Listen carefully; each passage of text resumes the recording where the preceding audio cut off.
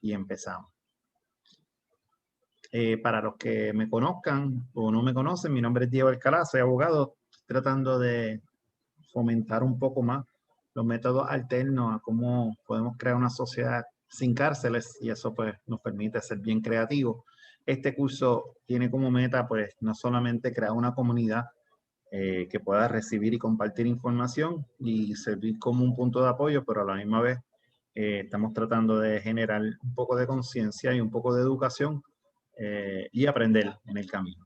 Mi única solicitud es que durante el espacio que están compartiendo con nosotros, pues por favor, pues mucho respeto y tratar de escuchar a las partes y a todo el mundo, y de esa manera que sea un espacio productivo. El curso que estoy ofreciendo pues tiene estas clases, son 1, 2, 3, 4, 5, 6, 7 cursos. Ya hemos cubrido una introducción breve de a qué se refiere el proceso o qué quiere decir abolicionismo. Para resumir, es, como mencioné anteriormente, un proceso en donde nos visualizamos o tratamos de identificar un Puerto Rico en donde atendamos las causas que producen la conducta criminal según el Estado. Pero de la misma manera, lo hacemos desde un punto de vista en donde tratamos de ver la interseccionalidad de los problemas. O sea, que no solamente, a pesar de que vamos a estar hablando en este curso de justicia criminal y el sistema penal, tenemos que tomar en cuenta también que existen otras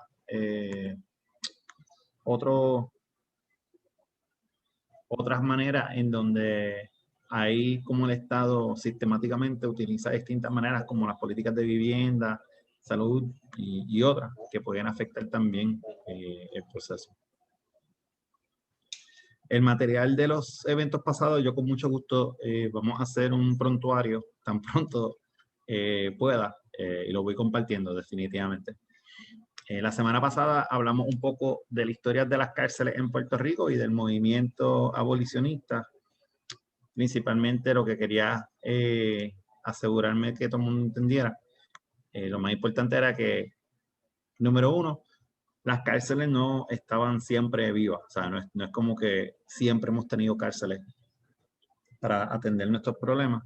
Ciertamente en el pasado se utilizaba la pena de muerte, eso no es lo que estoy tratando de fomentar, pero sí queremos estar claros de que desde que existen las cárceles han existido movimientos reformistas para modificar y alterar y mejorar las condiciones del sistema como tal. El problema con esa visión es que reconoce que el sistema es lo que es y no le da mucho espacio para alterarlo. Por eso es que entonces nace el movimiento abolicionista, en donde se pone como meta crear otro espacio. Y ahí hablamos un poco, no solamente de la doctora Angela Davis y la visión que ella presenta, que lo hicimos muy, muy superficialmente, quiero adelantar, sino también hasta en Puerto Rico, tanto como relata el doctor Fernando Picó en su libro El día menos pensado, pero también un artículo que compartí que resalta las aportaciones del Partido Socialista de Puerto Rico para 1920-1930. Así que tenemos un largo historial de este tema si queremos buscarlo.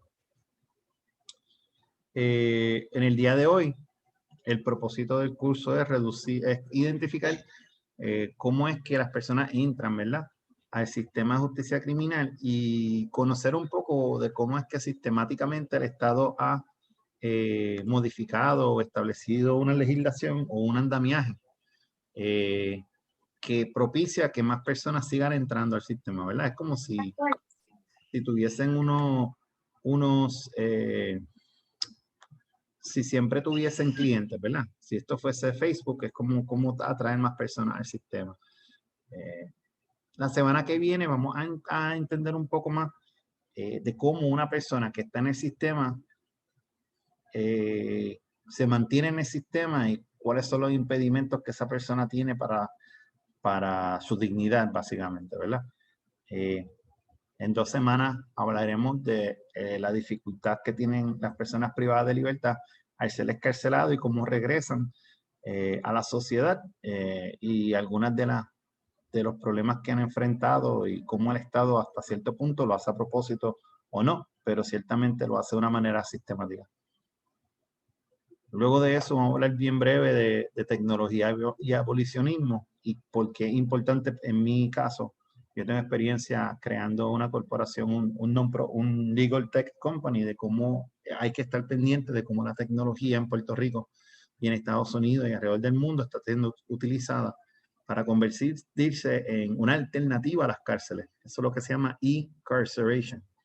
Y cómo es que tenemos que estar pendientes a eso para no fomentar ese tipo de práctica en Puerto Rico. Y en nuestra última clase vamos a estar explorando un poco sobre distintos movimientos sociales, tanto a nivel internacional y en Estados Unidos, del movimiento abolicionista, pero vamos a ver si podemos nosotros identificar en Puerto Rico también otros movimientos existentes. Por ahí. La meta de la clase de hoy es entender que el Estado utiliza el sistema de justicia criminal a veces para fomentar su propia política pública. No necesariamente lo hace con el propósito de seguridad, sino que lo hace para propósitos distintos. Quería también mencionarle a ustedes algunos de los síntomas o mecanismos ya identificados y explorados por distintos académicos y activistas, en donde se nota esas estructuras diseñadas por el sistema para fomentar entonces que siempre hayan clientes. Perdónenme. Brevemente podemos hablar de algunas alternativas, tanto que yo he identificado, pero obviamente aquí es una conversación. Si ustedes quieren en cualquier momento, no necesariamente tienen que esperar hasta que yo termine una sección. Encantaría escuchar su opinión, tanto durante la presentación y al final. Había compartido con ustedes algunos recursos. Que no haya recibido esta lista, no se preocupe. Vamos a estar generando una lista un poco más amplia de todos los cursos y todas las clases.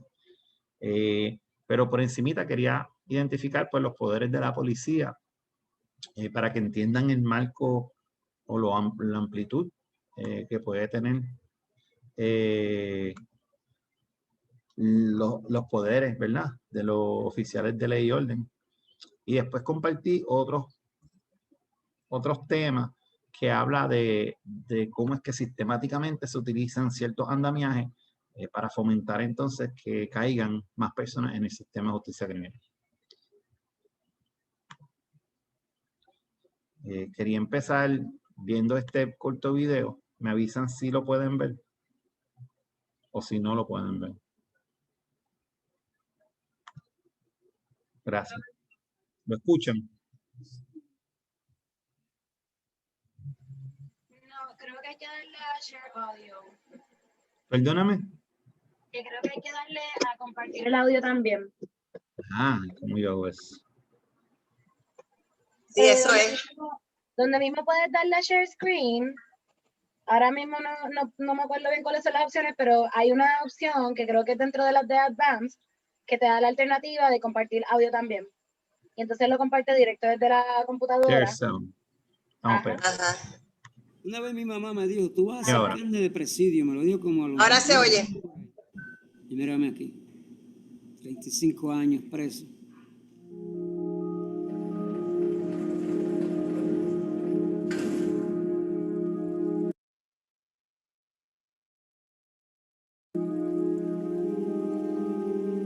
Yo viví en el campo.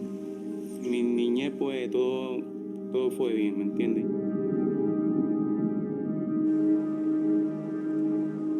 Siempre uno alarga la cansada, cae uno a la cárcel. Siempre.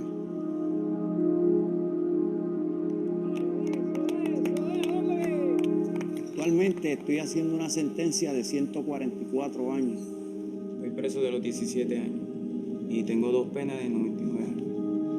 Muchas veces la rabia y el rencor, pues, me atacan. Era lo que me ha costado perder mi juventud aquí en este lugar.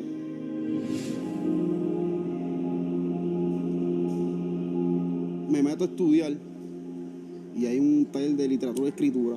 Me llama la atención. Yo no sé leer y escribir, pues voy para allá.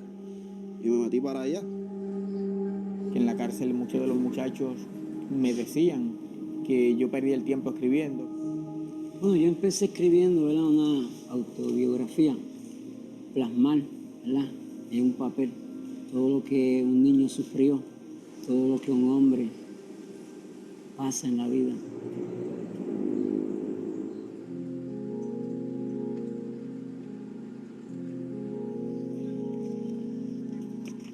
¿Qué me iba a imaginar yo que iba a salir en un libro, sabes? Ni mi país se lo creía, ni yo tampoco.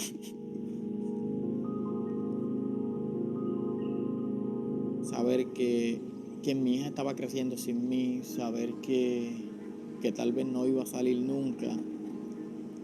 En ese momento fue que yo me di cuenta que yo tenía que cambiar mi vida.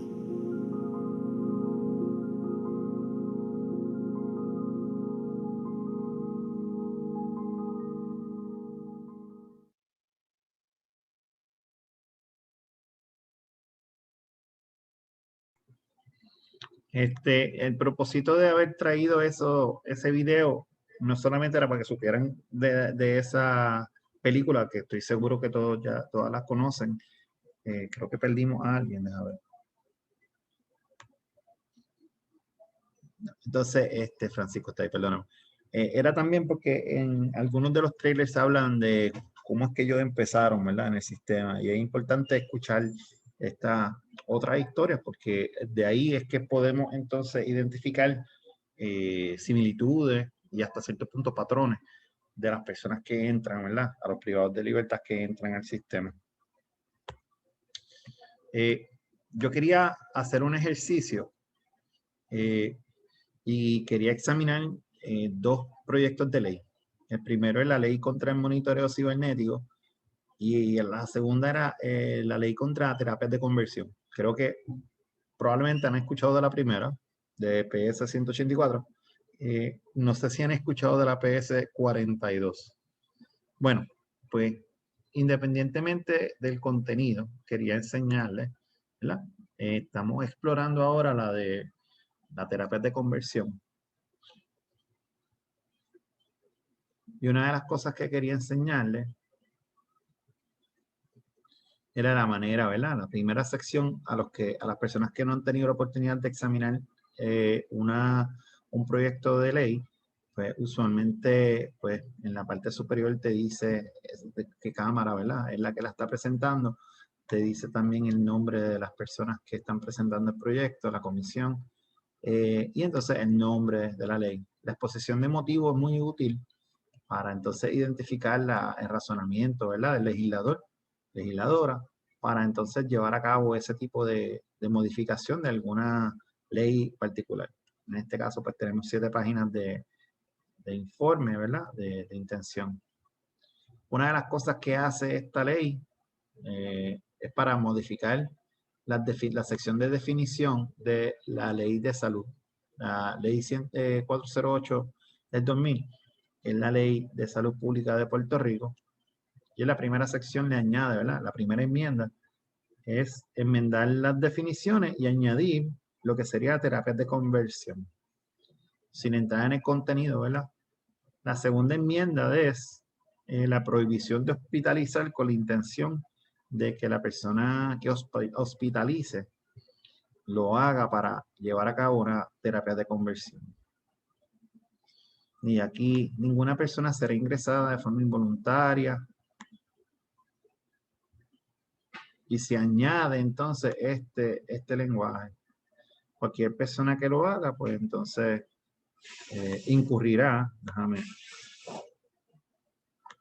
en conducta poco profesional y será sujeto a medidas establecidas por la Junta Examinadora. Así que le está diciendo de antemano que esta conducta se considera antiética, de la cual la Junta Examinadora del correspondiente profesional de salud tendría que entonces responder.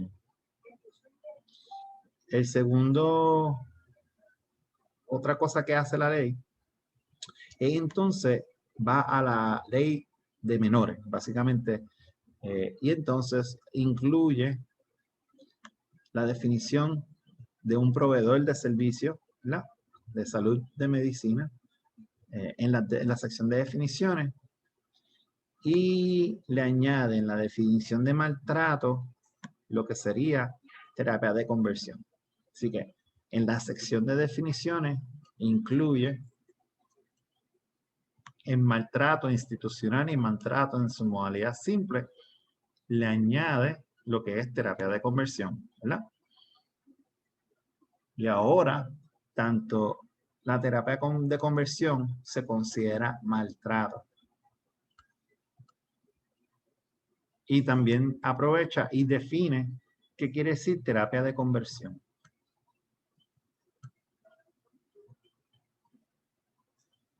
Todos me están siguiendo ahí, ¿verdad?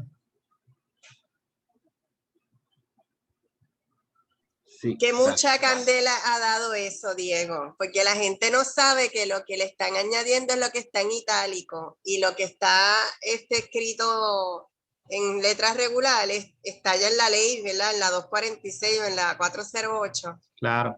Y han tergiversado todo porque han utilizado el todo para a conveniencia, ¿verdad? Para malinterpretar lo que se quiere llevar. Política barata. Sí, muy malo, muy malo. Bien. Y nuevamente, pues aquí tenemos, como dijo Alice, la sección que está en italics para ver si, gracias, para ver si entonces se podría incluir en la enmienda a la ley. Y ahora, ¿me escuchan? 1, 2, 3, probando. Creo que me escuchan. Sí, te escuchas bien. Gracias. Gracias. Una de las cosas que quería aclarar era que aquí, como la ley de menores incluye el causal de maltrato, ¿verdad? Si no va la ley de menores, pues entonces te dice, perdóname, vamos a subir un segundito. La ley para la seguridad. Lo que dice es, en síntesis, que si la persona comete maltrato, pues se expone a cárcel. Y entonces, pues quería traerla porque pues aquí tenemos un intento, ¿verdad? De cómo eliminar el uso de terapias de conversión a menores de edad que por profesionales médicos. Y tanto los padres como los profesionales se exponen a algún tipo de sanción. Específicamente los padres que lleven a cabo esta conducta con la intención que caiga dentro de la definición que el legislador pone, se expone al delito de maltrato. Voy a buscarlo aquí.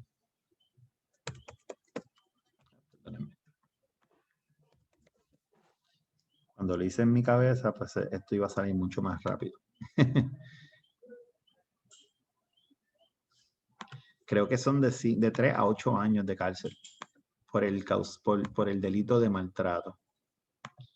Entonces, pues, traigo ese ejemplo de cómo es el Estado tratando de atender una conducta, pues, ha utilizado su criterio para crear una nueva ley que enmienda otras leyes, que eso pasa todos los días, pero también le impone una sanción criminal por este tipo de conducta. O sea, que en este caso es una manera de cómo se atiende el problema. Este segundo proyecto de ley, que es el proyecto del Senado número 42, es una ley que busca la intención de prohibir que el Estado te carpetee mediante Facebook y otras redes sociales. Entonces, en este caso, cuando uno busca el lenguaje, te explica nuevamente la razón, ¿verdad? Porque es que se da esto y esto surge de la protesta de los estudiantes de la UPI y cómo el Estado buscó una orden de un juez y entonces bajaron 3,000 perfiles de distintas personas. Y entonces el legislador pues, entendió esto, dio lugar a una investigación por la Comisión de Derechos Civiles de Puerto Rico que determinó que había muchos problemas con esa práctica. Así que aquí pues entonces se le da unos controles al Estado. El legislador propone que el Estado no haga esto porque esto es una violación de derechos civiles y en el artículo 3 pone que hay una prohibición de monitoreo cibernético. te define cuáles son los tipos de monitoreo en el artículo 4. Cualquier información que sea recibida por este mecanismo tiene una presunción de que no será admisible en el tribunal. Y cualquier persona que sufra este daño, pues entonces tiene una causa de acción contra el Estado.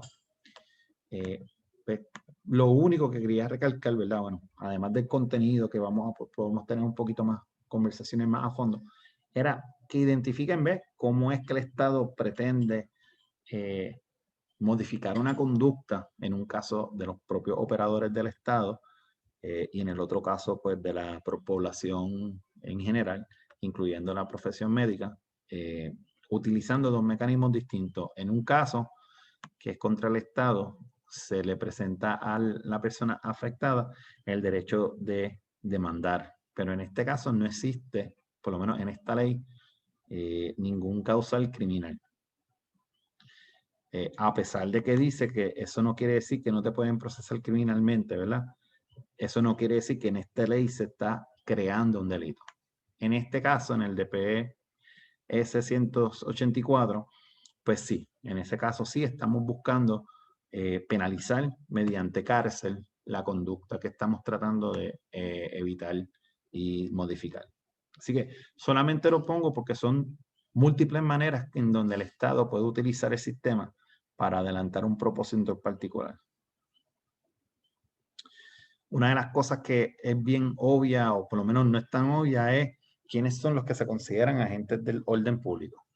Y entonces, pues aquí tenemos un listado solamente desde Puerto Rico. Estamos los de Cuerpo de Vigilantes del Departamento de Recursos Naturales, negociador de la policía, policías auxiliares, municipales, agentes del negociado de investigaciones especiales, oficiales de custodia, seguridad interna de la autoridad de puerto, director de división de control de drogas y narcóticos, inspector de sustancias controladas del Departamento de Salud, agentes investigadores de justicia, que esos son los del NIE, agentes especiales fiscales, agentes inspectores de Hacienda y los inspectores de transporte público. O sea, todas estas personas tienen por ley una autoridad que el Estado le ha dado para cometer ciertos actos y no son considerados ilegales. Entre esos actos es importante reconocer que está el poder de detener a una persona y el poder de arrestar a una persona. Sobre esto, cuando uno en Estados Unidos, más que en Puerto Rico, pero podemos ir al ejemplo en Puerto Rico sobre las protestas del 1 de mayo, hace 2 años en la Milla de Oro, la policía utilizó excesivamente el gas lacrimógeno en contra de un montón de personas, en algunos casos a una distancia de menos de 3 o 4 pies, a personas que no eran o no representaban un riesgo. Esas personas presentaron demandas en contra del Estado y el Estado entonces, o el Estado y contra los policías particulares que cometieron esos actos. Y en muchos de los Estados Unidos existe la doctrina que también aplica a Puerto Rico, lo que se llama inmunidad cualificada. Eso quiere decir que la Corte Suprema de Estados Unidos desarrolló una doctrina de cómo es que se van a atender estos casos cuando es el agente policíaco que se excede de su autoridad legal. O sea, eso quiere decir que se excede, o por ejemplo, en vez de detener a una persona, le da un montón de puños, lo lastima, en algunos casos en Estados Unidos, le dispara. El caso más dramático que yo he escuchado es que hay unos policías que están persiguiendo a una persona, esa persona entra a una residencia a la cual no le pertenece, la policía trae un tanque, porque en Estados Unidos eso lo hay, y entonces destruye la parte colateral de la, ¿sabes? Le sacó toda la pared. Así que ahí en ese caso el Tribunal Supremo, el Tribunal de Colorado, si no me equivoco, el apelativo, que es el 8º circuito, determinó que no era lo suficientemente grave para que respondan en su carácter personal los policías. Así que lo traigo a colación porque no solamente se le está otorgando unos poderes a un grupo de personas particulares, sino que para que sean responsables de sus propios actos, el estándar es bien oneroso para la persona que es víctima. Así que es importante, pues, ese balance y tenerlo en cuenta de cómo es que el Estado, a través de estas personas, implementan unas distintas conductas, a veces menos deseables que otras.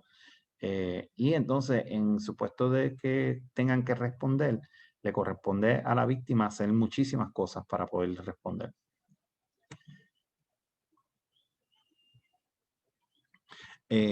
Una de las cosas curiosas que hemos visto durante el COVID es el uso de la policía para arrestar personas, ¿verdad? Por infracciones de las órdenes ejecutivas. Nuevamente, yo estoy trayendo la necesidad de entender quiénes son los policías y qué autoridad tienen y qué pasa si se portan mal, para entender entonces cómo es que esa autoridad que tiene esas policías se manifiesta en distintas facetas. Y entre ellas, de las que se han discutido, están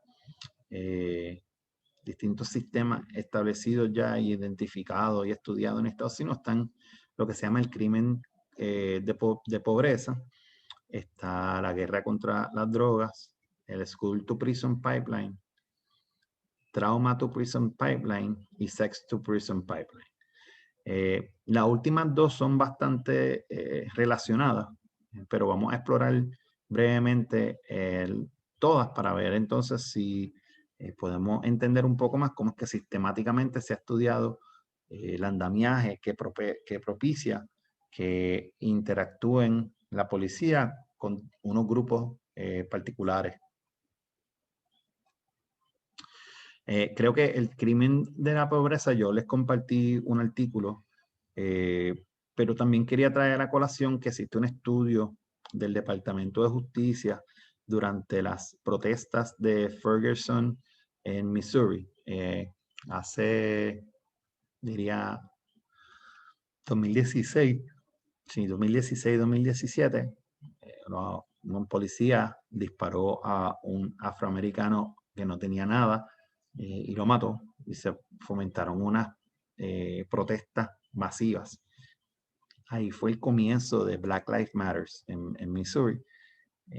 Y el Departamento de Justicia Federal hizo una investigación en la División de Derechos Civiles para identificar cuál fue el problema.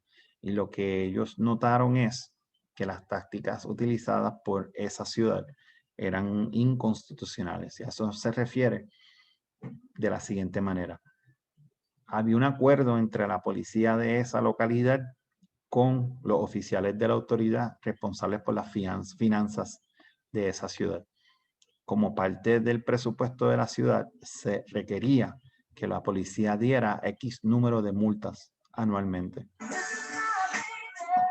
Entonces, como parte de este proceso, la policía agresivamente le daba un ticket a todo el mundo por cualquier cosa. El informe recalca un ejemplo en donde una persona acababa de jugar baloncesto, se montó en su carro y estaba descansando y un policía le dio 3 tickets, un total de $650 porque necesitaban los chavos. Obviamente esa no era la razón por la cual le dieron, o sea, no le dijo la razón de verdad. La persona, y lo que esto produce entonces es lo siguiente: una persona que tiene que presentarse en corte para pelear un ticket en algunas localidades, pues puede que no llegue, pues número uno, porque no tiene el dinero para perder un día de trabajo o porque no tiene transportación. Si la persona no aparece o si aparece y se declara culpable, le dan por una multa de $250. Pero en algunas localidades a eso se le tiene que añadir un sinnúmero de costas adicionales de la corte. Por ejemplo, le pueden dar un costo de $200 adicionales porque sí, o whatever. Pero el punto es que de 250 se convierte en 500, para darte un ejemplo, y eso entonces pasa a la persona y la persona tiene X número de días para pagarlo. O ese mismo día. Si no lo puede pagar ese mismo día, se hace un plan de pago. Pero el plan de pago entonces es a 10 o a 15%. Así que de 500 ya estamos hablando, en 6 meses se convierten en $600, $700. Cuando la persona entonces no puede pagar, el Estado automáticamente le suspende la licencia de conducir. Así que la persona ya no puede conducir, cosa que entonces los policías, cuando ven a esta persona o utilizan los license plate readers, que son tecnología para leer licencias a velocidad, y aparece que el dueño o el operador del vehículo tiene una licencia suspendida, nuevamente empieza el proceso. Ahora en esta vez, en vez de un ticket, un arresto. Y entonces la persona entonces entra a la cárcel, no puede pagar fianza, tiene que esperar a su día en corte, y cuando salga de su día de corte se le añaden otros costos por no haber pagado la fianza original o un ticket originalmente que estuvo impuesto de una manera porque la persona estaba descansando en su carro. Ese andamiaje entero se reproduce a nivel de Estados Unidos en múltiples jurisdicciones. Yo diría que la mayoría de las jurisdicciones tienen un sistema similar. Así que es de ese tipo de conducta a la que el tribunal, o por lo menos los activistas, no el tribunal, los activistas han tratado de hacer estudios para demostrar que en una jurisdicción particular se llevan a cabo situaciones similares. Tácticas que se han utilizado y se han demostrado que han sido inconstitucionales. En Puerto Rico yo incluí lo que se llama el delito de apropiación ilegal. Y la razón por la cual yo incluyo eso es porque en Puerto Rico, en el 1978, hubo un código penal, que es el libro, ¿verdad? Uno de los libros que recoge la conducta prohibida por el Estado y las multas o penas o castigos de ese tipo de casos.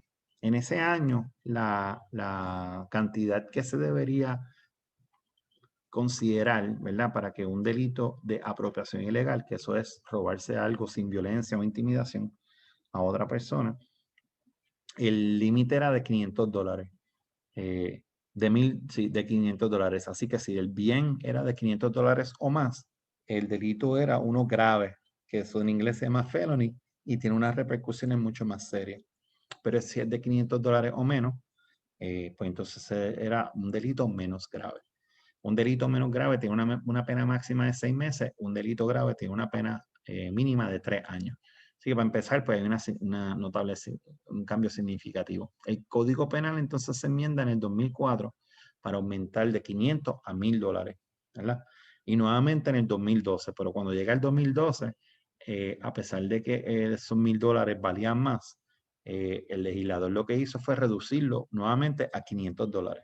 Así que si tú lo comparas el número que tenemos actual de $500 comparado con el 1978, lo que están haciendo es reduciendo el valor de la cosa, que es completamente arbitrario, ¿verdad? Para hacerlo más fácil convertir este delito en uno grave. Y de esa manera hay una forma de cómo mantener una persona constantemente en estos sistemas. Eso sin tomar en cuenta que el delito más fácil de presentar en los tribunales, hasta cierto punto yo diría que son como entre 20 o 25% de todos los casos en los tribunales son relacionados a este tipo de conducta de apropiación ilegal. Y a eso se le añade otro tipo de delitos similares, como por ejemplo el delito de ratería. No existía antes, sino que ahora se trae porque las compañías como Walmart y otras así, pues lo entendían necesario proteger su mercancía, y por tal razón hay distintas vertientes de cómo se configura el delito como tal. Así que esto es algo que hay que tener en mente, especialmente cada vez que vemos una fianza de $10,000 a una pareja, a una persona que se robó unos Pampers o una pana o algo de esa naturaleza. El segundo andamiaje, ¿verdad?, que se ha explorado mucho es la guerra contra las drogas. Y entonces estamos que desde el presidente Lyndon Johnson al presidente Biden han modificado la política pública de los Estados Unidos, que hasta cierto punto tiene un efecto directo en Puerto Rico, para que las comunidades reciban a la policía como un mecanismo importante en la lucha contra la droga, particularmente. Ese incremento en recursos a la policía fue acompañado entonces con un aumento en el tipo y la cantidad de delitos que se producían por el uso de sustancias controladas. Muy famosamente el presidente Nixon, uno de sus asistentes, en una entrevista dio que a pesar de que la marihuana no estaba criminalizada como como una sustancia tipo 1 fue puesta en esa categoría porque era utilizada tanto por las personas que estaban en contra de la guerra de Vietnam, como los Black Panthers y como lo que ellos llamaban The New Left, que eran los blancos de la izquierda. Si quieren saber un poco más de esa dinámica durante ese periodo de tiempo, les recomiendo la película de Chicago 7, que ahora está en Netflix, que habla de un juicio, de unos arrestos que se producen durante la Convención Demócrata de 1964. Pero nada, el punto es que el asistente admite que esta política se hace con el propósito de meter preso más personas. Y entonces eso se va multiplicando y exponencialmente reproduciendo. En los 90 fue muy común escuchar el término superpredator cuando se referían a delincuencia juvenil. En Puerto Rico eso aún se mantiene. Esa terminología se usa hasta hoy por distintos operadores del sistema. Así que tenemos un aumento en los recursos, ¿verdad?, que la policía recibe, un aumento en el tipo de delito que se va a criminalizar y quien lo usa es proporcionalmente afectado, ¿verdad?, por el castigo. Se aumentan los castigos.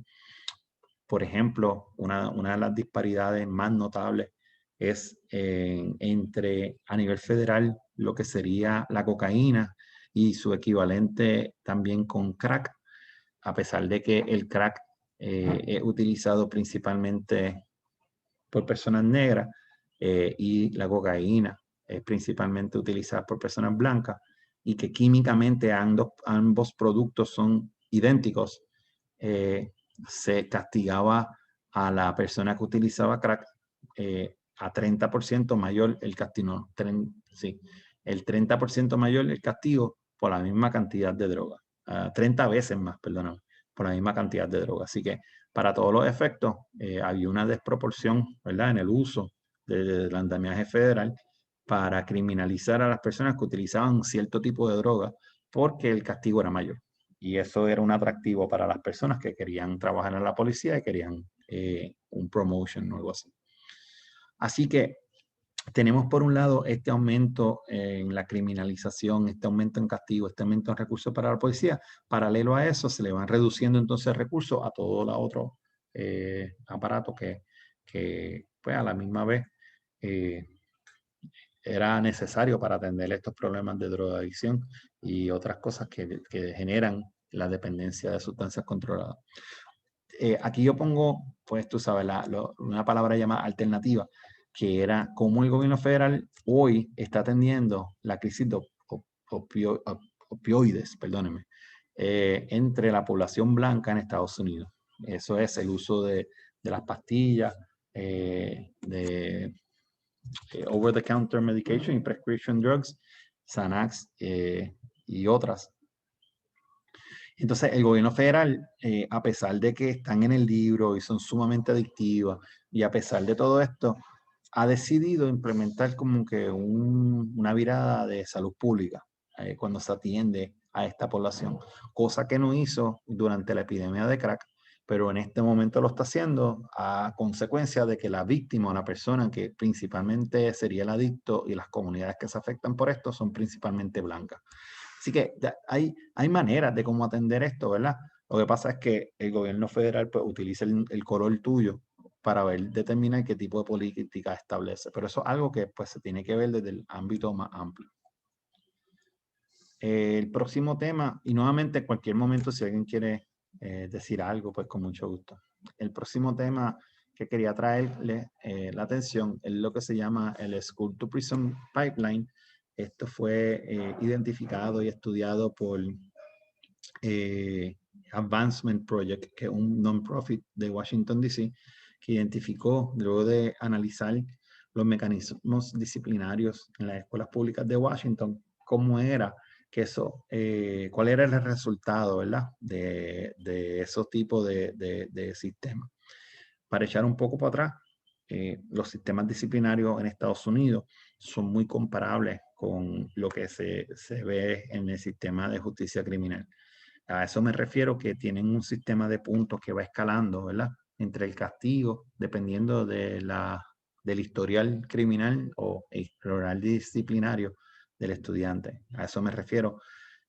Por ejemplo, si tiene una falta, 2 faltas, 3 faltas, pues ya cuando llegue a la tercera, la persona podría ser, o el estudiante podría ser hasta expulsado de la escuela, que es el equivalente en el sistema de justicia criminal a que sea un reincidente habitual, y en Puerto Rico un reincidente habitual puede tener una sentencia de 99 años.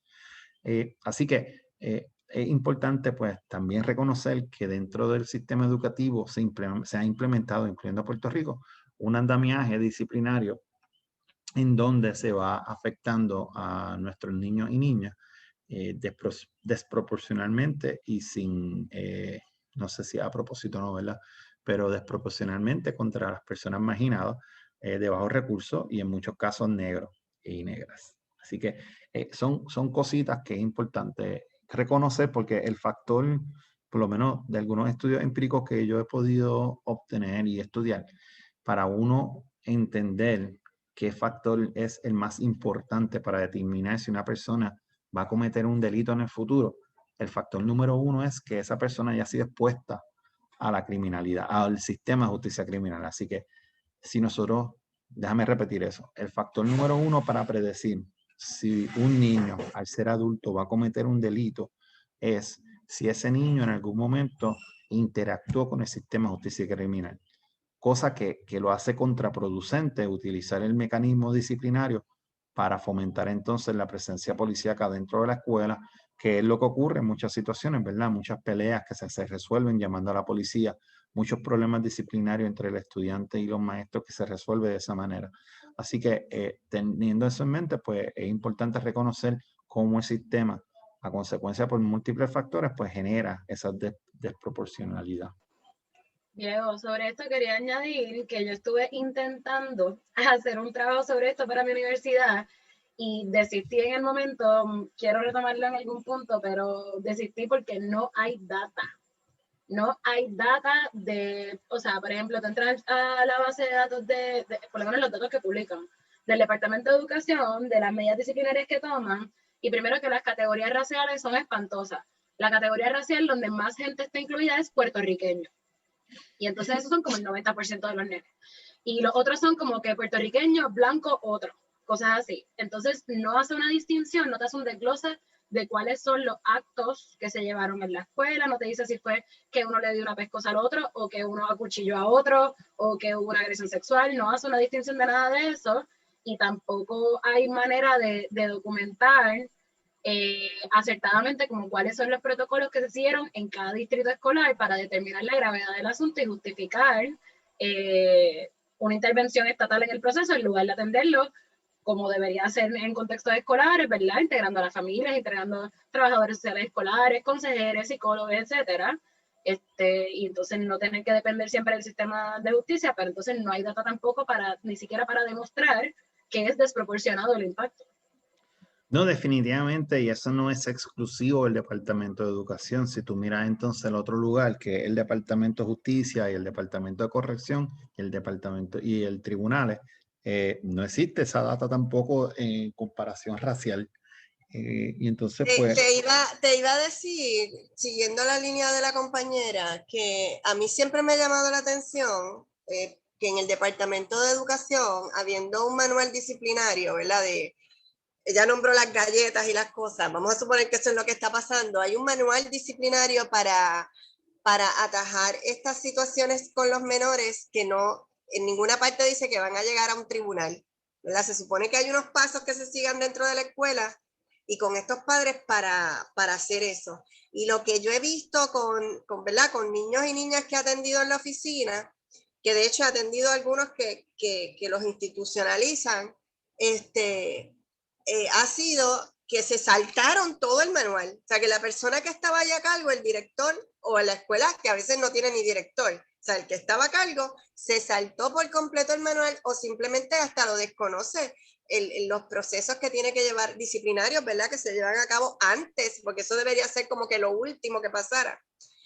Pero lamentablemente no es lo último, casi siempre por ahí empiezan. Y ya después que un niño ha estado marcado de esa manera, igual que los marcamos de otra forma, es bien difícil porque ¿verdad? Como tú dices, es más fácil entonces, está como más cerca a estar institucionalizado que otra cosa. Y no solamente institucionalizado, o sea, algo particular que me tocó a mí de cerca, que tiene como que es un ejemplo súper clásico de School to Prison Pipeline y directo hacia el abuso policíaco, y se conectan un montón de problemas que hay en este país, es que el primo de una persona bien cercana a mí, cuando estaba en 9º grado, tenía este roce constante con un muchacho, y ese muchacho era hijo de la directora de la escuela. Y en un momento, el muchacho que era el primo de mi persona cercana, le bajó los pantalones al frente de todo el mundo, que es algo que se hace en los muchachos, que no es que esté bien, claramente no es lo que estoy diciendo, pero como lo manejaron fue que lo acusaron de agresión sexual. Él entra a institución juvenil y a partir de ahí estuvo entre institución juvenil e institución juvenil, terminó en un momento siendo víctima de asesinato por la policía, después de lo estuvieron persiguiendo a raíz de un robo y lo mataron. Y tenía 20 años. No, ese es un ejemplo dramático, pero de lo que puede ocurrir, pero yo creo que lo más importante que ambas han dicho es como que la inconsistencia del sistema, tanto en seguir sus propios protocolos y hasta a la misma vez de autorreflexión. A mí lo que más me sorprende es que el Departamento de Educación Federal, por ley, requiere que esas estadísticas se demuestren. En Estados Unidos tú puedes buscar por condado las escuelas y te dice cada acción disciplinaria categorizada como ustedes han mencionado, ¿verdad? Pero eso en Puerto Rico no importa. Aparentemente eso pues flying colors. Y no solamente se limita, ¿verdad?, al Departamento de Educación. Le agradezco a ambas y en confianza, si ustedes quieren hacer algo sobre esto, count me in, porque yo para tirar piedras soy bueno. Voy a continuar y nuevamente les agradezco de que quiera comentar en confianza. El próximo 2 temas, por encimita, ¿verdad? El Trauma to Prison Pipeline y el Sex Trauma to Prison Pipeline.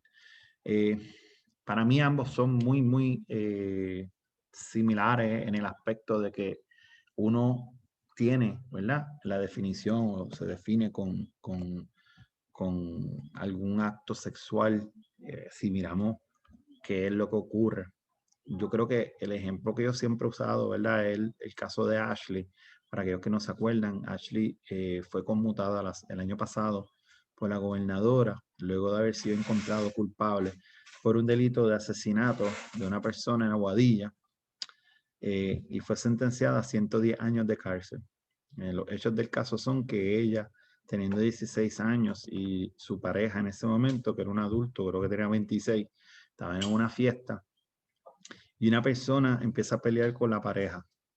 Esa persona entonces, perdóname, la pareja que tenía una relación agresiva con la adolescente y la niña Ashley, le exige a Ashley que le diera un cuchillo, cosa que ella accede, y entonces con ese cuchillo proceden a asesinar a la víctima. Se escapan y cuando los son arrestados, pues entonces los acusan a ambos de asesinato y de posesión de armas blancas. El agresor, o sea, el que abusó de Ashley y a la misma vez era la persona que cometió el acto, ¿verdad? Fue sentenciado a 10 años luego de haber aceptado un acuerdo de la fiscalía y testificó en contra de Ashley para decir que en efecto ella, al ser requerida que él le diera el arma, se lo dio. Ahí pues podemos ver cómo hay ciertos patrones, ¿verdad? Y hay muchos problemas en solamente ese ejemplo, ¿verdad? No solamente tenemos una relación de un adulto con una niña, pero más aún hay un patrón de víctima o de abuso demostrado durante el juicio en contra de Ashley. Aún así, esto pasó por múltiples etapas. No solamente el reconocimiento de que ella era una víctima, sino que cuál fue el acto que ella hizo y las razones que ella tomó, ¿verdad? Existe en Estados Unidos el Battered Wife Syndrome, que es el fenómeno en donde la persona que en el pasado ha sido víctima de su pareja, pues reacciona para propósitos de evitar, ¿verdad?, tener que recibir más daño. Y no necesariamente está tomando en consideración todas las cosas que usualmente una persona sin que esa trauma, ¿verdad?, esa experiencia pueda reproducir. Yo obviamente utilizo este ejemplo porque creo que es más sencillo, ¿verdad?, de ver dónde están los problemas, pero no se limita, ¿verdad?, a casos de violencia de género.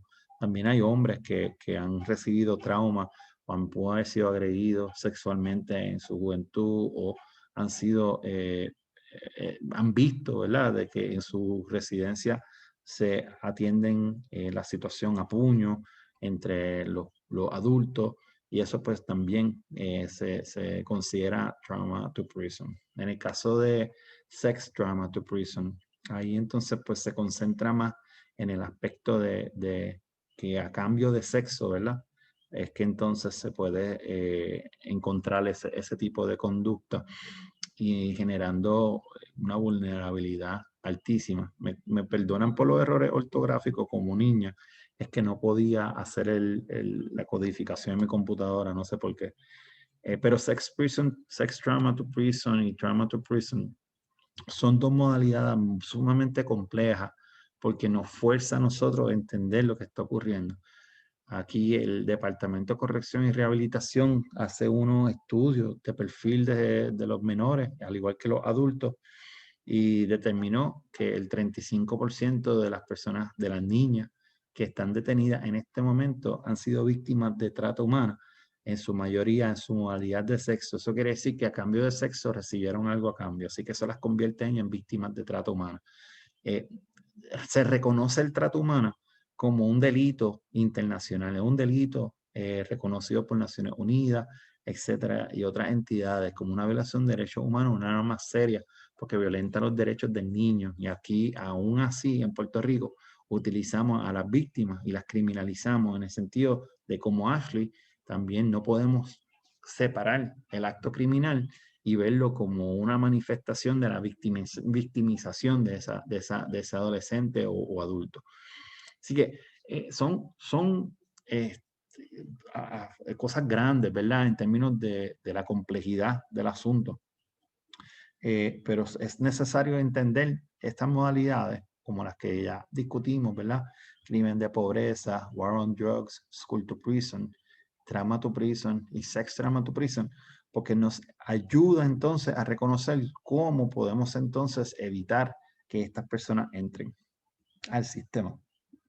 Quería mencionar en el caso de School to Prison Pipeline, el 95% de los niños que están detenidos en este momento en los tribunales o en el sistema de juveniles son por delitos no violentos. Voy a repetir eso, 95% de los niños que están detenidos por crímenes no violentos. Si me dan una oportunidad, les puedo buscar un poquito de estadística que ya yo he hecho, unos análisis, que habla que según los mismos estudios, perdóname, sino la misma estadística, podemos ver cómo van bajando. No sé si pueden ver la pantalla que tiene una gráfica aquí frente a mí. Sí. Ok, estos son datos producidas por los informes estadísticos de la rama judicial que te dice que en el 2012-2013, el año fiscal, se presentaron 4.232 querellas en contra de menores de edad, mientras que en el 2016-2017 fueron 2.394, casi 2.000 menos. Eso es una reducción significativa, o sea, 56% en los crímenes reportados contra los menores. Entonces, de esos crímenes, si tú miras, 19% son por agresiones. Crímenes violentos, 5%. Sustancias controladas, 7%. Casos de daño, esos que rompieron propiedad. Amenazas, 7%. Alteración a la paz, 9%. Una categoría grande de otros, un 10%. Ley de armas, 12%. Crímenes de propiedad, 12%. Tránsito, 13%. Así que 5% son asesinatos y violaciones. El resto, aunque sí, mira, ley de sustancias controladas 7% y ley de armas son 12%, quiero que también que tengan en perspectiva que eso cualifica también. Muchos de estos delitos son porque son utilizados en trata humana, en el aspecto de narcotráfico. También que los puede convertir en víctimas. 12% son crímenes contra la propiedad, 39% son delitos menores. Este 39% es principalmente lo que ocurre cuando hay una pelea en la escuela. Esos son, Justin, los que creo que desde otro punto de vista puedes hacer un estimado de cuántos son los delitos, si se suman, ¿verdad?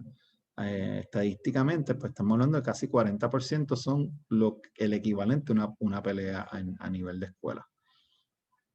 Eso era lo que quería compartir en esta etapa.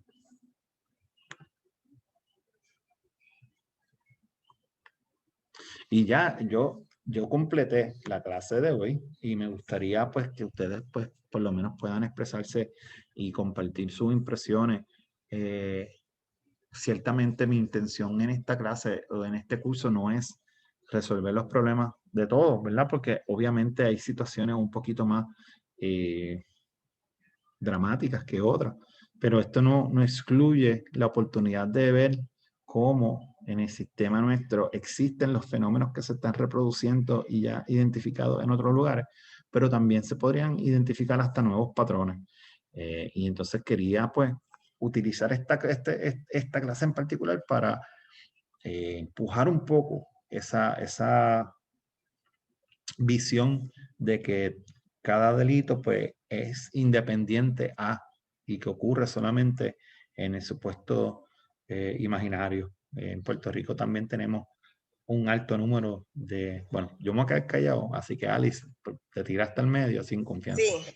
Sí, es que me llama la atención oyéndote hablar, porque también he visto casos donde, por ejemplo, a los padres se le coge, ¿verdad?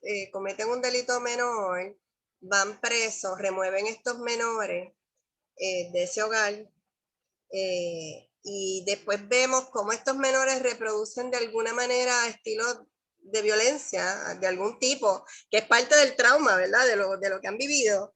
Y también los tenemos que terminan presos o procesados ¿verdad? Por algún delito menor. Y no sé hasta dónde, porque obviamente yo sé que por el lado de criminalizar la pobreza, y los otros días estuve hablando, porque también me llamaba la atención como psicóloga, el que hagamos patológico la raza, ¿verdad? De que cuando un negro llega a donde nosotros en el área de salud mental, por ejemplo, le encontramos 20 diagnósticos, que a lo mejor el blanco haciendo las mismas conductas tiene uno. Entonces, pues me tiene que llamar la atención porque ese número de patologías también incide en todas estas conductas que se criminalizan ¿verdad? A la larga, toda esa interseccionalidad entre pobreza, la raza, la falta de educación, y cómo entonces habría que trabajar multidisciplinariamente, ¿verdad? Con estos grupos que son más vulnerables y que estamos identificando. Te lo traigo porque yo trabajo mano a mano con Intercambios Puerto Rico, que trabaja, ¿verdad? Con personas que tienen uso problemático de sustancias, y muchos de ellos, la historia que te traen es que han estado presos años por marihuana o cosas así, pero años, una cosa ridícula que tú dices, o sea, aquí se roban millones y no van presos, y entonces a que lo cogieron con una cantidad ínfima de marihuana y lo perdió todo, perdiste tu familia, tus oportunidades, no te dan trabajo, que de hecho te llamé para uno que tenía en la oficina y no tenía trabajo, y lo que te comenté fue, bueno, si de aquí a 6 meses este hombre no consigue trabajo, va preso, porque de alguna manera tiene que, ¿verdad?, alimentar a sus hijos y producir en su casa, y no encontraba de ninguna manera, ya estaba en un estado bien, bien crítico emocional, que yo obviamente uno lo puede entender, pero entonces ¿cómo podemos? Porque por eso estoy aquí, yo creo que ese caso me marcó mucho. ¿Cómo nosotros podemos hacer un trabajo en conjunto? Primero, que estas personas que ya cumplieron, o sea, no podemos seguir una procesión un montón de años después por algo que ya pasó. ¿Y cómo evitamos que por faltas menores termine siendo una cadena de tragedias familiares, ¿verdad?, que se dan en estos círculos donde realmente se criminaliza muchísimas cosas, pobreza, la raza, la falta de educación y otras cosas más, que no necesariamente es un delito, ¿verdad? Bueno, no oficialmente, o sea, sería discriminatorio y sería inconstitucional, pero ciertamente la manera en que se implementa la política pública y el uso de recursos del Estado siempre van dirigidos a coger lo más fácil. Y es más fácil procesar a una persona pobre que a una persona pudiente. Esa es la realidad. Ahora, en relación a la pregunta tuya es doble, ¿verdad? La primera parte de la pregunta es que ellos ya terminaron de cumplir, entonces, ¿qué? Yo voy a pedir pues que esperemos a 2 clases más que vamos a discutir exactamente ese tema, ¿verdad? Y los impedimentos y los obstáculos que todas las personas que salen pues tienen, ¿verdad? Sin despacharte, ¿verdad? Así que te pido un poquito de paciencia y muchas gracias. Ahora, en relación a la primera parte, empecé hoy, después de escuchar, ¿verdad? El trailer de Íbamos a ser Reyes, sino con un análisis legal, no legal, sino un análisis de 2 propuestas de ley. Viste que en la primera, a pesar de que es la ley PS 184, que pretende minimizar el uso de las terapias de conversión, ¿verdad? Utiliza hasta cierto punto el propio andamiaje criminal. Si uno va y hace eso, déjame echar para atrás y voy a tratar de explicarle esto de una manera despejada, ¿verdad? Sin preocupación. El proyecto 184 es muy loable. Trata, desde cierto punto de vista, eliminar una conducta que es considerada tortura, no solamente por mí, ¿verdad? Sino por muchos profesionales legales, psicológicos y médicos. Así que es un problema de salud pública, hasta cierto punto. El Estado ha tratado o está en el intento de modificar esa conducta y ha decidido utilizar tanto el sistema administrativo en donde le elimina la licencia a las personas facultativos médicos para hacer esto, pero también utilizando el sistema de justicia criminal. Ahí es que yo me digo como abolicionista cuál es la evidencia empírica que demuestra que amenazando a una persona de ir preso va a eliminar la posibilidad de que ocurra esto. Por el contrario, si miramos bien, hay algunos estudios que han demostrado que el 75% de las personas que han sufrido el trauma, que es las terapias de conversión, no operan dentro de un lugar médico o de salud pública, que es lo que esta ley atiende. 3/4 partes de estos incidentes ocurren fuera de ese ambiente. Principalmente ocurren en la iglesia. Desafortunadamente, las iglesias tienen unas protecciones bajo la situación actual de la que vivimos, en donde se podría entonces alegar que hay unas infracciones a la libertad de culto, ¿verdad? Eso no quiere decir que no se pueda hacer, sino que hay que tener en cuenta que hay unas limitaciones. Pero sigo preguntándome, ¿qué tan efectivo es el uso, aún en el supuesto de que esto se prohíba en todas las modalidades, tanto religiosas, cívicas, comerciales, porque puede venir un loco sin licencia y hacerlo, que el proyecto de ley no lo prohíbe, y las médicas? Pues, aún en ese supuesto donde todo esté prohibido, ¿qué evidencia existe de que en efecto la cárcel va a cambiar esto? Siempre la amenaza de cárcel nosotros lo utilizamos como un mecanismo de control social, y si bien es bueno para uno, siempre es malo para otro, y como hemos visto repetidamente, la ley nunca es aplicada similarmente a todos. Así que estamos creando mediante este mecanismo otra oportunidad para que los operadores del sistema policíaco discriminen nuevamente, y ustedes piensan a quién principalmente van a meter preso, a los niños pudientes y las familias pudientes, o a las personas que pues probablemente no tengan mucha otra y vayan pues porque indiferentemente, sin juzgar las intenciones del padre, ¿verdad? O la madre que quieran, probablemente sean personas de bajos recursos. Que me cuestiono cuál es la insistencia en este caso. Te voy a dar otro ejemplo en donde no se utilizó el sistema de justicia criminal para resolver unos problemas del mismo ámbito. Si bien es cierto de que existía el sistema de multas en Estados Unidos y en Puerto Rico, se implementó unas campañas bastante agresivas para reducir la incidencia de tráfico, ¿verdad? Los accidentes y la falta de uso de cinturón de seguridad. Ciertamente, eso es algo malísimo, ¿verdad? Porque la gente se muere, los daños son increíbles, pero se utilizó una visión distinta en vez de la criminalización del que no utiliza el seatbelt, porque son multas. Pues entonces, pues una alternativa. Otra campaña que fue, oye, tardó mucho, ¿verdad? Pero también del mismo punto de vista fue visto como un problema de salud pública, fue el caso de cigarrillos. Si bien es cierto que un sitio que vendía a un menor se exponía a cárcel, eso no fue lo que impidió o redujo el uso y el consumo de tabaco en los Estados Unidos. Fue por múltiples esfuerzos para salud pública y promocionar métodos alternos de cómo salirse del vicio del uso del tabaco, que fue utilizado de otras campañas. A eso es lo que yo me gustaría dirigirme cuando se presenta la oportunidad de los proyectos de ley que estamos viendo, que si bien tienen una intención loable, sí cuestiono mucho la necesidad entonces de invertir esos recursos en ese tipo de acción.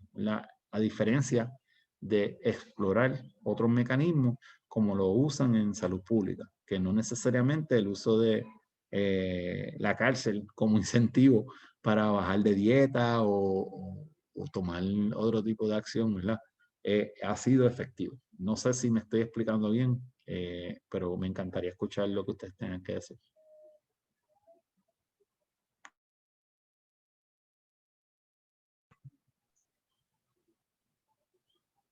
Yo te entiendo perfectamente bien, pero entonces eso conllevaría un proceso educativo que minimice la conducta que sea que se está señalando en un grupo, ¿verdad? En el grupo que pudiera estar haciéndolo, llevando a cabo el acto. Y yo creo que el problema está ahí, o sea, o el trabajo, no es un problema, el trabajo que hay que hacer está justamente ahí. Y como venimos de una sociedad, ¿verdad?, que ya tiene unas visiones particulares donde todo hay que penalizarlo, pues sería hacer ver que hay otras fórmulas. No, yo estoy contigo, ¿sabes? Claro, eso para mí es obvio y por eso yo estoy haciendo estas orientaciones y por eso yo posteo y trato de escribir y trato de hacer 100,000 cosas sobre el tema, porque es importante que personas como nosotras, que venimos de unas profesiones distintas, que interactuamos con los sistemas en distintas facetas, tengamos entonces la oportunidad de cuestionarnos, ¿verdad? ¿Cómo es que entonces se están haciendo las cosas y si no existe alguna otra manera de hacerlo, ¿verdad? Eso de la guerra contra las drogas, pues es una guerra perdida. Los únicos que han ganado en eso han sido la FBI, que tiene más oficinas aquí, más agentes, han contratado más operadores del sistema para procesar personas pobres. Han generado mucho trabajo para personas como yo, que soy uno de los defensores que están asignados a defender a estas personas cuando son arrestados. Pero ¿cuál es la reducción significativa del uso de drogas en la guerra de la droga? No se ha cuestionado eso. Sin embargo, se mete presa una persona por año pues de $40,000 al año. Si esos recursos se recanalizan, como hizo Portugal, ¿verdad? Donde se le ha legalizado desde el 2011, si no me equivoco, el uso de todas las sustancias controladas en Sí, todas. En su modalidad de posesión. Uh-huh. Y ese dinero que se ahorra en procesar a una persona en el sistema fue recanalizado en varias campañas, número 1 de tratamiento y número 2 de educación pública, que el resultado fue, número 1, la reducción en crimen, número 2, la reducción en el uso de las propias sustancias controladas y número 3, como el Estado controlaba la venta de estas sustancias, fueron unos ingresos adicionales que tenía, porque se cae el mercado negro. Bueno, no se cae, pero significativamente se reduce y hay unos recursos adicionales dirigidos para eso. Si uno dice, ay, que Puerto Rico no puede por el andamiaje político, bueno, pues está bien, no se puede hacer mucho, pero en Portland, Oregon también aprovecharon en la última elección y aprobaron un concepto similar, Suiza también tiene uno similar, y en 35 de los 27 estados ya ha decriminalizado la marihuana. Así que lo que yo estoy soñando es esas conversaciones difíciles a largo plazo, porque en el interín, yo me acuerdo que hace 10 años o 15 años yo estaba en la escuela de Derecho, y no es hace tanto tiempo en mi mente, y han pasado muchas cosas, pero nunca se han probado no es que nunca, perdóname, no se le ha dado un proceso adrede, ¿verdad? En donde un grupo de personas cuestionen la criminalización de la conducta, ¿verdad? De la necesidad de imponer sanciones criminales en vez de explorar otras alternativas menos onerosas tanto para el fisco, ¿verdad? Pero moralmente, uno no cura un adicto metiéndolo preso. Así que a eso me refería, Alex, perdóname, no quería quitarte la palabra o el pensamiento. No, pero estoy de acuerdo porque es un problema salubrista, igual que cuando estamos metiendo presos a niños, ¿verdad? Pues lamentablemente con lo que no estamos trabajando es con el sistema social que está, que es el contexto de ese niño, que de alguna manera hace que esta conducta se dé. Entonces, pues tú no estás trabajando con el problema realmente. Tú sacaste algo de ahí, lo encerraste y ya, pero el problema sigue ahí. Entonces, exactamente es darle la vuelta a la tortilla, como dices tú acá. Claro, abro el espacio, Alice y yo podemos seguir hablando 2 horas, pero el punto es que otras personas puedan interactuar, que se sientan cómodas, en confianza, si no, pues también lo entiendo. Son las 10:23, vamos varios minutitos más y el que se quiera quedar se queda y el que se tenga que ir le agradezco. Próximamente estaré, si Dios quiere, el jueves o el viernes enviando para la semana que viene lo que vamos a estar explorando, que es el andamiaje legal como tal. De las personas una vez son procesadas. Me voy a callar, ahora sí, y los dejo a ustedes, y entonces si nadie habla, pues yo voy engancho. Así que, pero nuevamente les doy las gracias por participar y espero continuar esta conversación. ¿Me escuchan? Sí. Yo quería añadir unas cosas sobre el caso de Ashley. Pues yo estuve bien envuelto en la campaña para la clemencia ejecutiva porque yo colaboro con el proyecto Inocencia. Y les digo que fue un caso que me tocó bastante porque Ashley es lo que me llevaba a mí 1 año. Ella estuvo, ¿verdad?, 10 años presa y yo rápido me imaginé, wow, ¿qué hubiese sido de mí si los últimos 10 años yo hubiese estado en su misma situación? Y como tú bien mencionaste, ella sí fue víctima de agresión sexual y lo que el mismo Estado no toma en consideración es que a la fecha de los hechos ella tenía 16 años y ya ella tenía una hija de 2 años.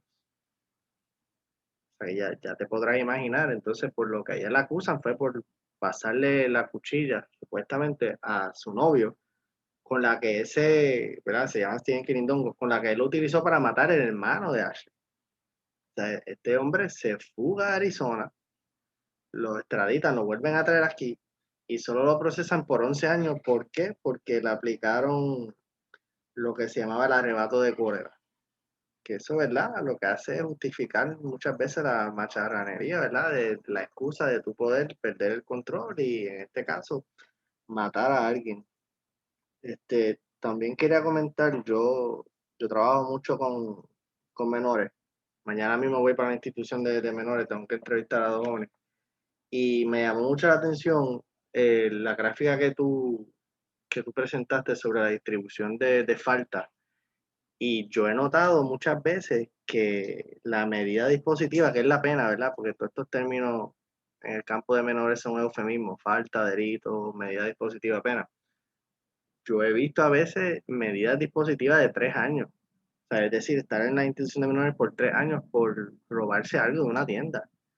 Sin embargo, cuando veo agresiones en escuela, que muchas veces son boberías, 1 año, 6 meses, 3 meses, no toma en consideración, ¿verdad?, que pues se puede mediar, se puede hacer algún tipo de mediación entre los jóvenes, que eso, pues quería compartir eso también, que muchas veces el Estado está protegiendo más la propiedad que la misma vida, ¿verdad? Porque claro, cometen este tipo de agresión, pero esto no significa que estos chamaquitos, ¿verdad? No lo voy a decir no tienen arreglo, que se pueden rehabilitar, ¿verdad? O sea, son cosas que tienen arreglos y quería compartir eso. No, Francisco, muchas gracias por tu aportación. Vi que Bárbara también puso un link de un material. Volviendo al tema tuyo, Francisco, de verdad, gracias por lo que haces. Creo que es sumamente importante y espero que este curso, estas conversaciones, pues te den un poquito más de vaqueo, ¿verdad? En tu trayectoria. Y sí quería mencionar que tienes razón. Nosotros utilizamos los eufemismos y el sistema de justicia juvenil fue diseñado de una manera, una visión paternalista. Además, hay jurisprudencia que la gente metían a los nenes presos para que completen un programa, ¿me entiendes? En Estados Unidos, una muchacha, no sé si se acuerdan que fue bastante sonado, una muchacha que no terminó una asignación y la metieron en una institución juvenil porque no terminó su información. En Zoom, un maestro que llamó a la policía porque pensó que había visto en Zoom en el cuarto del niño una pistola y era una pistola de niño. Pero eso ocurre también, o sea, y a mí me da una lástima si no reconocemos que los $110,000 anuales que le metemos al sistema manteniendo a los niños estos en jaulas, pueden ser utilizados para mandar a ese mismo niño a estudiar en Columbia Law School, que es la escuela más cara de los Estados Unidos, un año de escuela de derecho, y les sobra dinero para comer. Así que me duele mucho tragar lo que hay, en verdad yo no lo soporto. En relación al caso de Ashley, pues ciertamente la defensa de arrebato de cólera, eso viene del machismo institucionalizado, ¿verdad? El macho que se respeta, pues puede perder los cascos y matar a la mujer y matar al esposo, y el castigo no es tan malo, porque pues tiene un ataque cuerno, tú sabes, esa es la sociedad que tenemos. Yo soy abogado defensor, ¿me entiendes? Pero hay que entender de dónde salen estas cosas para uno poder entender cómo hacer los cambios, ¿verdad? Si alguien más quiere hacer otro comentario, por favor. Acabo de poner un link en el chat de Kamala Harris, de que ella fue... hay un montón de lugares de donde se puede agarrar, pero en esencia le encantaba meter gente presa y mantener la presa también. Y una de las cosas que hacía era unas políticas de truancy que afectaron un montón de poblaciones en California, que donde si estudiantes se perdían algo como, qué sé yo, una 10ª parte de los días, o sea, si faltaban, de los días escolares, podían criminalizar entonces a sus papás o sus personas adultas encargadas, sin entender, ¿verdad?, todas las implicaciones que se puede tener, sin hacer un análisis de qué es lo que estaba pasando en ese hogar, qué necesidades estaban pasando, qué hacían que ese chama que faltaran a la escuela. Yo que soy educadora, las escuelas son lugares terribles, son súper anticuadas, son espacios bien violentos. Entonces yo ahora mismo en el 2021 no culpo a nadie por dejar de ir a la escuela, para ser honesta, porque la escuela está casi hecha como para que no vaya. Además de pues todo lo demás que implica que tú logras cuando tú entonces metes preso o le añades un cargo a los papás o a las personas adultas encargadas de esas personas que dejaron de ir a la escuela, ¿qué resolviste ahí, verdad? Entonces, lo otro que quería comentar era que para quienes estén interesados, estamos co-creando un espacio de aprendizaje sobre justicia transformativa.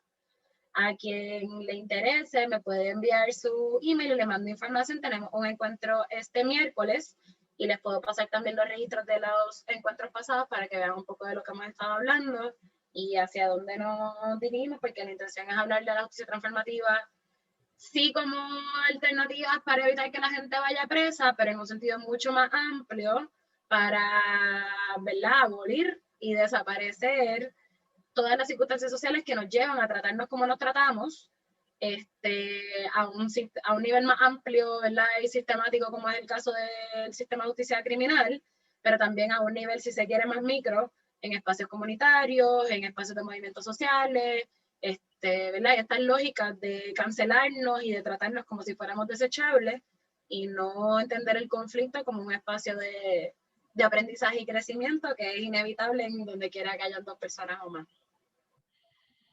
Gracias, Yacil. Una cosa que te voy a pedir era, si quieres, yo puedo enviar un mensaje tanto a los estudiantes como a las otras personas que yo pues publico las cosas mías, invitándolos a ellos entonces que se registren contigo. Así que si quieren me envía un email en la parte y yo lo comparto. Lo que sí quería aprovechar el momento es que Justicia Restaurativa, uno de los muchos mecanismos que se están intentando para sustituir, ¿verdad?, la entrada.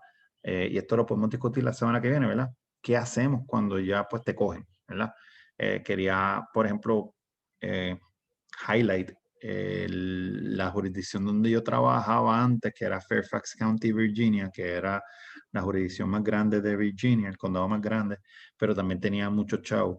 Ellos generaron un sistema que cuando un menor de edad comete una falta, ese menor de edad por la policía es presentado a los oficiales de probatoria de esa corte, no a los fiscales.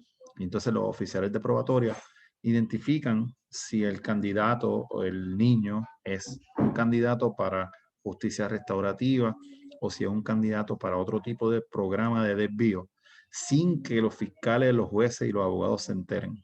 Y todo eso es confidencial. Así que una vez completa ese programa en donde se le asigna el menor, el niño, pues entonces se acaba el caso. De no ser positivo entonces ese arreglo, pues obviamente hay unos cargos que no, pero la gran mayoría, como vimos en las estadísticas que les enseñé, que solamente el 5% en Puerto Rico es violento, en Estados Unidos les garantizo que no creo que sea mucho más alto que eso, especialmente en este condado.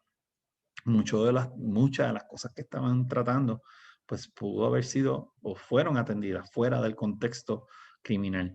Así que son programas, son proyectos que siempre tenemos que ir a identificar. No somos los únicos en el mundo, hay otras culturas que intentan hacer otro tipo de intervención sin la policía, ¿me entiendes? Ahora en el estado de Denver, cuando pasó lo de Black Lives Matter, le redujeron a la policía el presupuesto y se lo otorgaron a otro grupo de trabajadores sociales y trabajadores de emergencia para cuando exista una llamada en donde se sospeche que la salud mental del individuo o de la situación existe una posibilidad de salud mental, la policía no va.